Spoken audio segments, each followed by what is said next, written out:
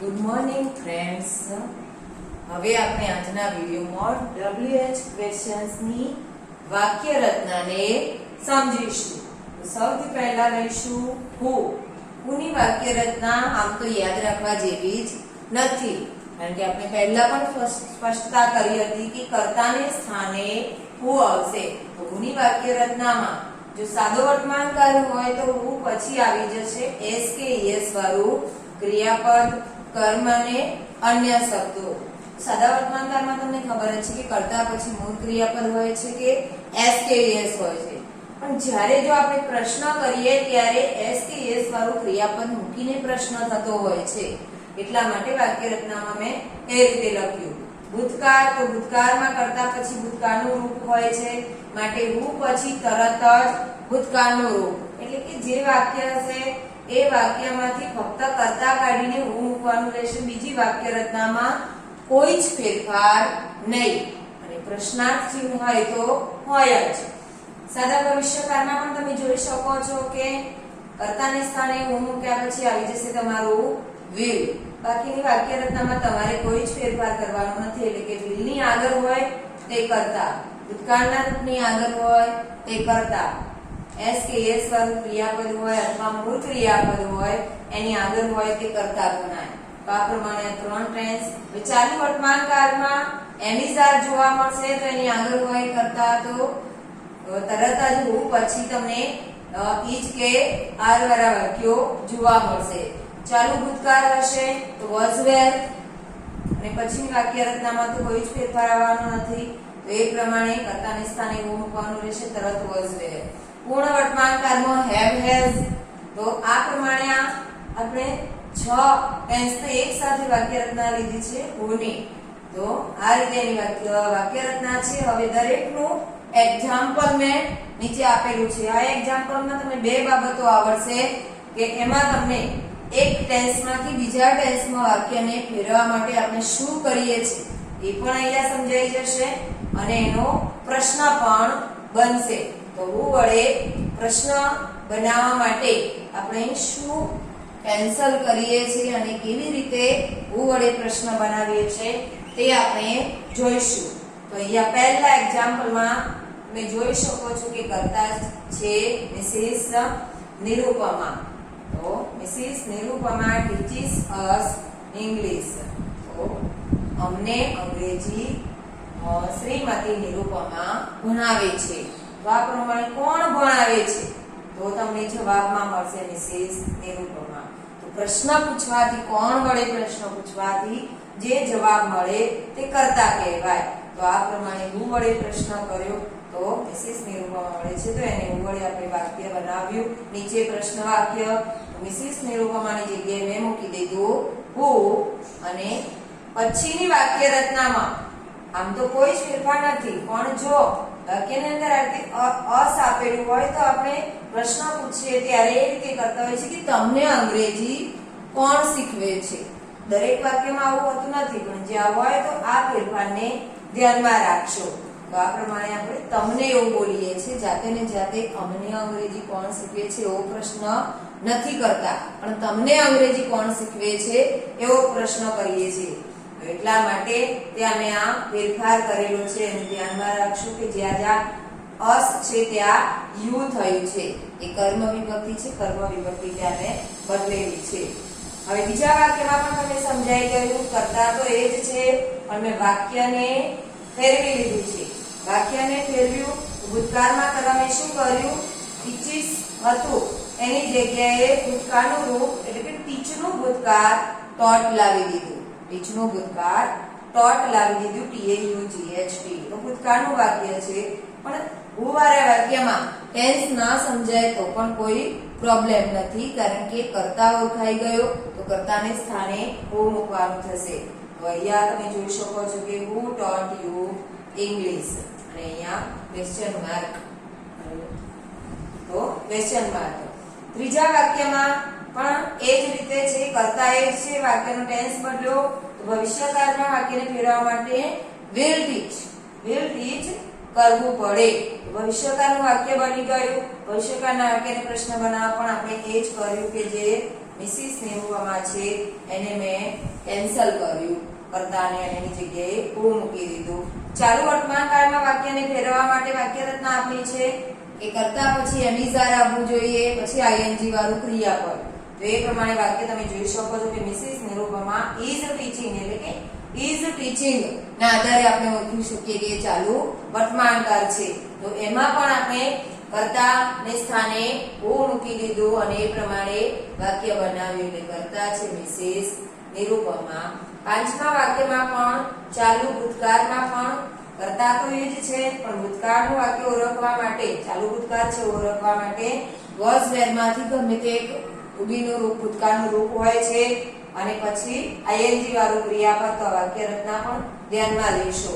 એ પ્રમાણે હવે એને હું વાક્ય બનાવવા માટે મિસિસ નિરૂપમાની જગ્યાએ જ મેં હું મૂકી દીધું એટલે કે કર્તાને સ્થાને હું મૂકી દીધું. છઠ્ઠા વાક્યમાં પણ કર્તા તો એ જ છે, પણ એ વાક્ય છે પૂર્ણ વર્તમાન કાળનું. પૂર્ણ વર્તમાન કાળનું વાક્ય એટલે હેવ, હેઝ અને ભૂતકૃત.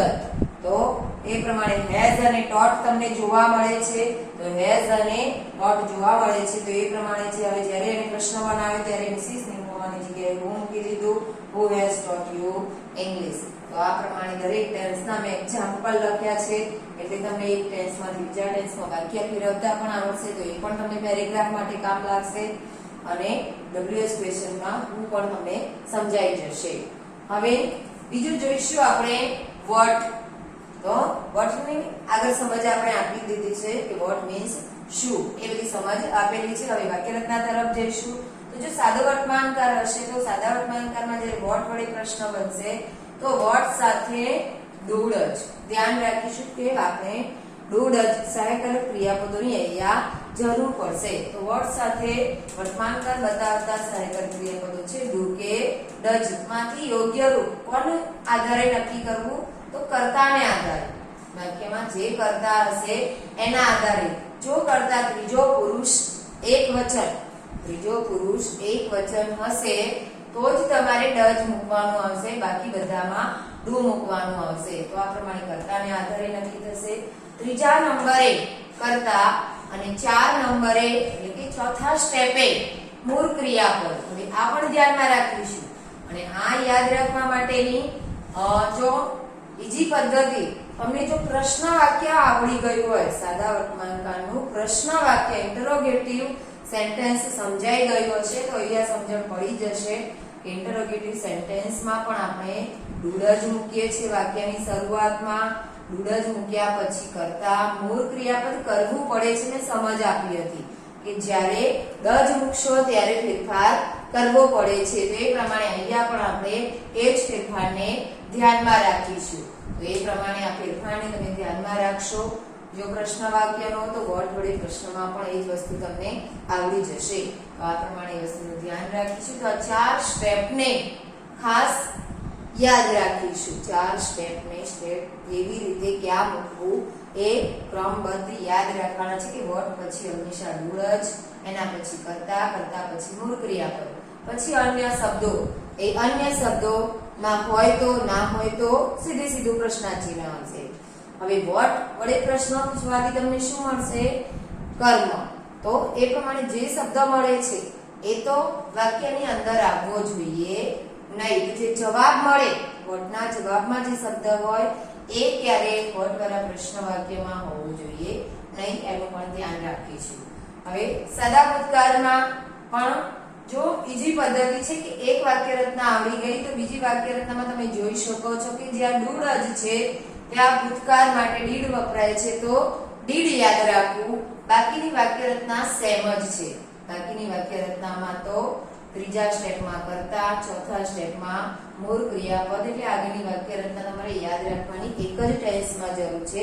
બાકીનામાં તો જે ફેરફાર છે એને જ યાદ રાખવો. તો ભૂતકાળ હોય તો ડીડ મૂકવું અને ડીડ મૂકશો ત્યારે પણ તમારે મૂળ ક્રિયાપદ કરવું પડે છે.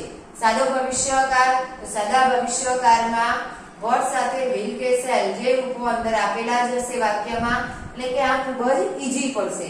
કારણ કે આના વાક્યો હશે એમાં ડુડ જ કે ડીડ આપેલું હોતું નથી. જ્યારે આમાં વિલ કે શેલ આપેલા જ હશે, જે આપ્યા હોય એમાંથી જ એ ભવિષ્યકાળનું રૂપ મૂકવાનું છે. કર્તા મૂળ ક્રિયાપદ પણ આપેલું જ હોય છે. એટલે એમાં તમારે કોઈ ફેરફાર કરવાની ઝંઝટ નથી. તો એ પ્રમાણે અન્ય શબ્દો પછી લખવાના રહેશે જો હોય તો. બરાબર, તો આ પ્રમાણે ધ્યાનમાં રાખશો.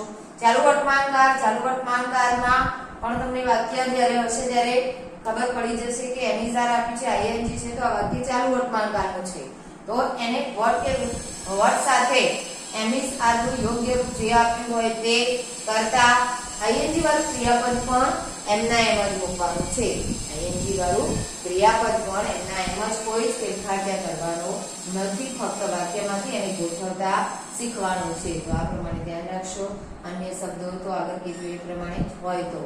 ચાલુ ભૂતકાળમાં જો વર્તમાનકાળ આવડશે તો ભૂતકાળ પણ તમારા માટે ઈઝી છે કે જ્યાં એમિઝાર છે ત્યાં તમારે બદલવાનું થશે was were. એટલે કે વાક્યમાં was were આપેલું જ હોય છે. તો was were આપેલું હોય તો એ તમારે એમાંથી જે યોગ્ય રૂપ હોય તે કરતા ing વાળું ક્રિયાપદ. પૂર્ણ વર્તમાનકાળ હશે તો એમાં પણ આપેલું જ હશે have has. તો આ પ્રમાણે ધ્યાન રાખવાનું છે કે what સાથે have has માંથી જે કર્તાનું યોગ્ય રૂપ હોય તે મૂકશો. એના પછી કર્તા ભૂત કૃદંત અને અન્ય શબ્દો. એટલે કે આમાં પણ જોઈ શકો છો કે કોઈ જ ફેરફાર નથી. ફેરફાર બે ટેન્સમાં ધ્યાન રાખવાનું છે કે જ્યાં મૂળ ક્રિયાપદ કરવાનું છે તમારે. તો આ બંને ટેન્સમાં તમે ધ્યાન રાખશો કે આપણે મૂળ ક્રિયાપદ કરવાનું થશે. તો આ ફેરફારને તમે ધ્યાન રાખશો કે મૂળ ક્રિયાપદ ક્યારે જો ડજ મૂકીશું કે ડીડ મૂકીશું તો કરવું પડે છે. આ પ્રમાણે હવે દરેક ટેન્સના અહીંયા પણ મેં એક્ઝામ્પલ લખ્યા છે.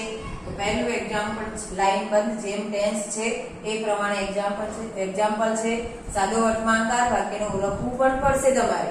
સાદો વર્તમાનકાળ આગળ ભણી ગયા તો અહીંયા જોઈ શકો છો કે ક્રિયાપદને એસ જોવા મળે એટલે સમજાઈ જાય કે વાક્ય સાદા વર્તમાનકાળનું છે. હવે વાક્ય સાદા વર્તમાનકાળનું છે. વટ વડે પ્રશ્ન બનાવો છે તો કયા શબ્દો નીકળી જાય? તો પ્રશ્ન પૂછો શું વડે? નીતિન પત્ર લખે છે. નીતિન શું લખે છે? તો કયા શબ્દો નીકળી ગયા? A letter. તો આ પ્રમાણે અ લેટર એ થયું કર્મ અને આ કર્મ નીકળી જશે વાક્યમાંથી. અને હવે એનું પ્રશ્ન વાક્ય બનશે કે વોટ સાથે આપણે રૂડજમાંથી મૂક્યું ડજ, કારણ કે અહીંયા છે નીતિન ત્રીજો પુરુષ એકવચન થર્ડ પર્સન સિંગ્યુલર એટલા માટે ડજ મૂક્યું. એના પછી કર્તા છે નીતિન અને એના પછી ફેરફાર જુઓ કે અહીંયા રાઇટ્સ હતું ત્યાં મેં મૂળ ક્રિયાપદ કર્યું રાઇટ. તો આ પ્રમાણેનો ફેરફારને ખૂબ જ ધ્યાન રાખશો કે અહીંયા મૂળ ક્રિયાપદ કરવું પડે છે. હવે બીજા વાક્યમાં પણ વાક્ય એ જ છે, ટેન્સ બદલી દીધો છે. એટલે જે આપણો વટ વડે પ્રશ્ન પૂછવાથી જે શબ્દો નીકળે છે એ અ લેટર છે બધા જ વાક્યમાં. એટલે હવે તમને શબ્દો સમજાઈ ગયા છે. એટલે બધા શબ્દોને હું વારે ઘડીએ નહીં સમજાવું તો બધામાં ધ્યાન રાખશો કે અ લેટર શબ્દ નીકળી જશે. ભૂતકાળ છે એવી ઓળખ માટે તમે જોઈ શકો છો કે રોટ ભૂતકાળનું રૂપ છે તો વાક્ય થયું ભૂતકાળનું. તમારે નીચે 4 ઓપ્શન હશે તો 4 ઓપ્શનમાં વાક્ય ભૂતકાળનું હશે તો પણ ડચ પણ આપેલું હશે, વિલ પણ આપેલું હશે. તો આ પ્રમાણે તમને તો ડુ પણ આપેલું હશે.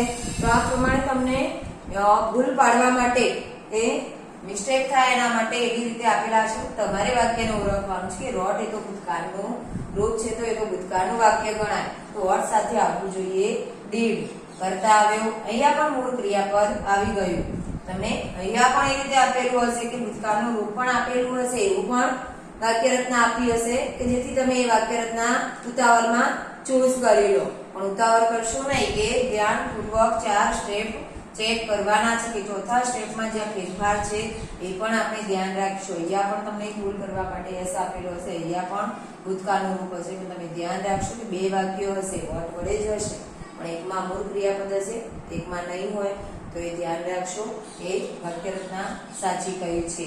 તો આ પ્રમાણે ભૂતકાળ ભવિષ્યકાળ તો ઓળખાઈ જ જાય છે. એની ઓળખ માટે વિલ જોવો એટલે તરત સમજાઈ જાય. અને એ વાક્યને ફેરફાર કરવો પણ ઈજી છે કે વાક્યમાંથી આપણે બધું ગોઠવી દીધું.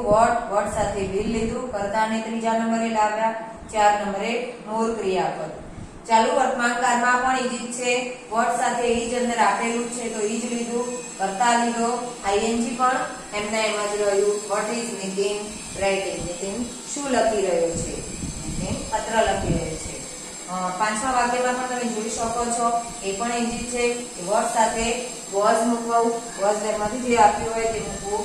નીતિન અને ing વાળું ક્રિયાપદ પણ M9 what was Nitin writing Nitin શું લખી રહ્યો હતો તો આ પ્રમાણે અને લાસ્ટ સેન્ટેન્સમાં પૂર્ણ વર્તમાનકાળમાં પણ વાક્યને જ ફેરફાર કરીને ગોઠવવાનો છે તો what સાથે has આપેલું છે વાક્યમાંથી એમ has જ લીધું what has નીતિન written નીતિને શું લખેલું છે તો આ પ્રમાણે અથવા શું લખ્યું છે તો એ પણ પૂર્ણ વર્તમાનકાળ બતાવે છે તેનો જવાબ મળશે પત્ર તો દરેક વાક્યને મેં આ રીતે ફેરવી લીધું છે અને ક્યાંય પણ તકલીફ પડે મને પૂછી શકો છો.